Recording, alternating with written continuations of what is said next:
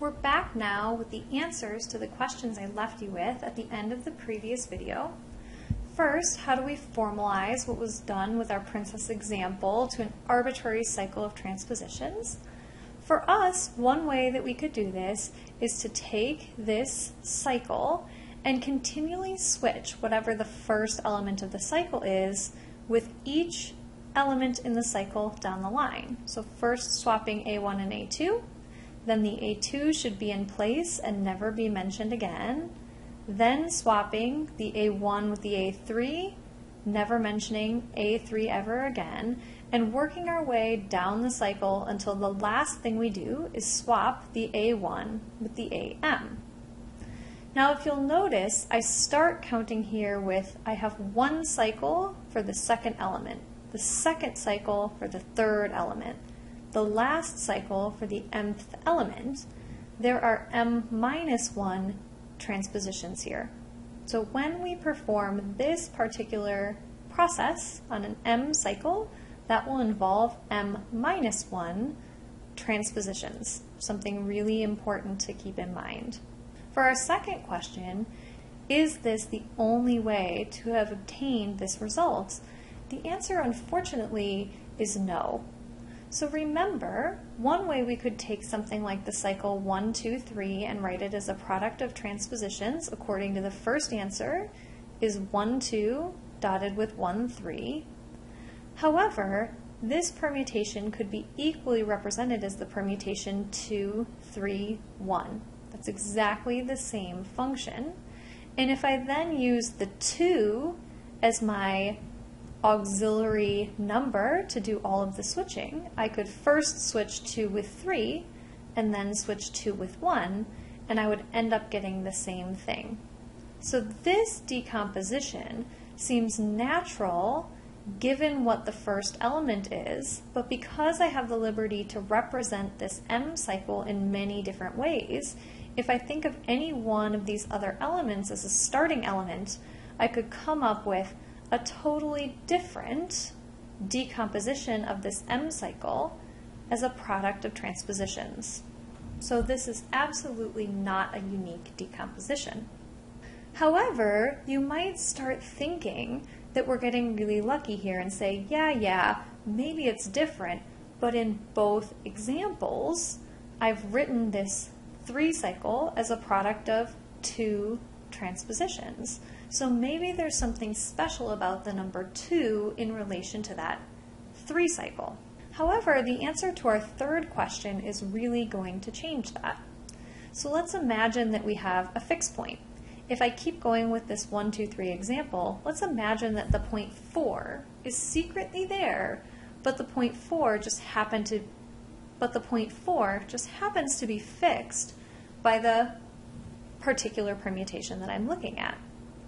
One way that I could write for a fixed point as a product of transpositions is to just make that 4 switch places with something like the number 1, since that's how we've been doing most of our switching, and then I could immediately switch it back.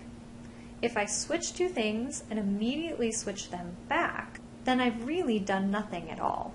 They've switched and switched back, but I've written them as this product of transpositions. So it's possible to write fixed points as a product of transpositions, and when I combine that with my previous answer, if I imagine actually having 4 points here, the points 1, 2, 3, 4, and 4 happens to be a fixed point, when I think of just the permutation, 1 goes to 2, 2 goes to 3, and 3 goes to 1, then another decomposition I could have for this is 1, 2, 1, 3, 1, 4, 1, 4. And that would involve 4 transpositions for this 3 cycle. So yes, anytime I have a permutation in Sn, I can break it up cycle by cycle, and for each of my cycles, I can write them as a product of transpositions. And if I needed to write my fixed points as a product of transpositions, I could do that as well. So every single function in Sn has a decomposition as a product of transpositions. However, it's not at all unique, and the number of transpositions that's required is equally non-unique. And that's what I've written down here just in summary. And then I have a picture, because normally when mathematicians do a thing, they want to know first that it can always be done. And then they get very excited if it can always be done in a unique or canonical way. And here we are lacking that. And so the question might be, why are we doing this?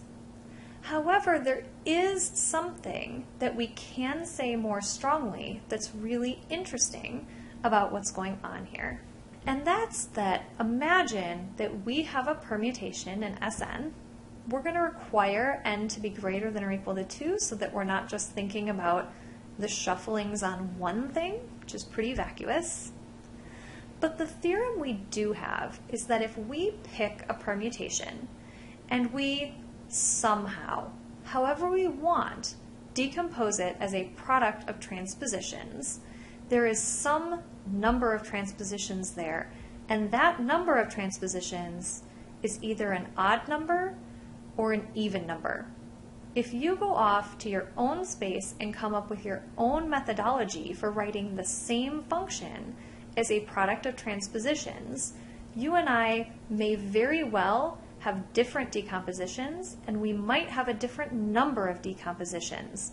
But if I have an even number of transpositions, you have an even number of transpositions. And if I have an odd number of transpositions, you have an odd number of transpositions. And that's the uniqueness we hold on to with this particular method of decomposing permutations. In that sense, we will take a permutation f and we will call it an odd permutation if it can be written in some way as an odd number of transpositions. Because if I can write it in an odd way, you must be writing it in an odd way, and you can never write it in an even way. So we'll call functions odd and even according to the number of transpositions that appear in some decomposition of that permutation. Now I want you to be super careful here, because there is very little association between the sign of a permutation and its order. So I don't want you to get those two concepts confused. For example here, if I just look at a function f, which is a 3-cycle, this function has odd order, but when I write it as a product of transpositions, 1, 2, 1, 3, there are 2 transpositions there. 2 is an even number. So f, which has odd order, is an even permutation. Similarly over here with g, g is a 4-cycle.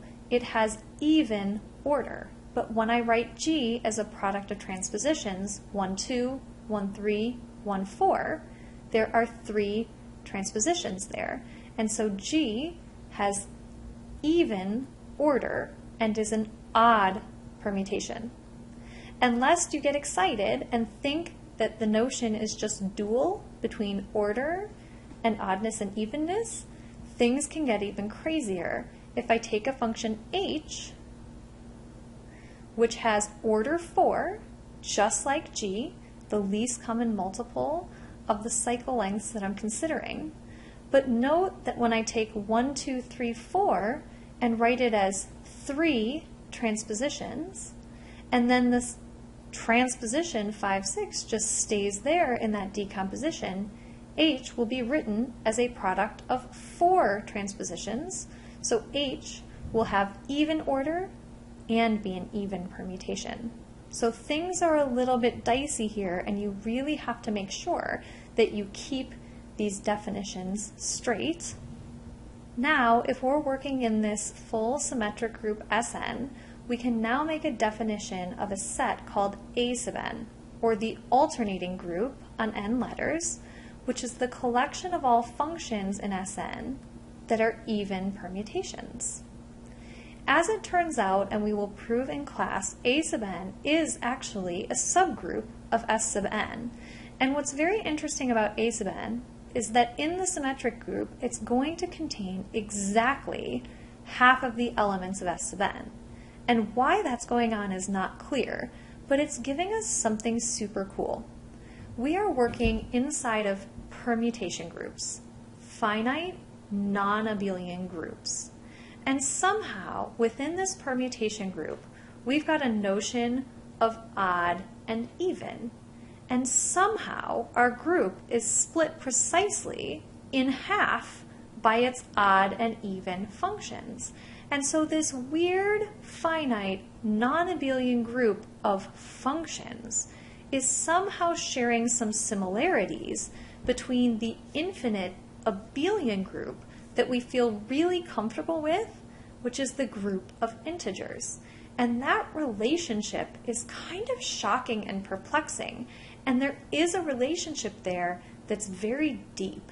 And that's part of the reason that we're interested in studying these odd and even functions, and why we're interested in this decomposition of a function into this product of transpositions at all. Something deep and interesting is happening here, and we'd like to explore it further.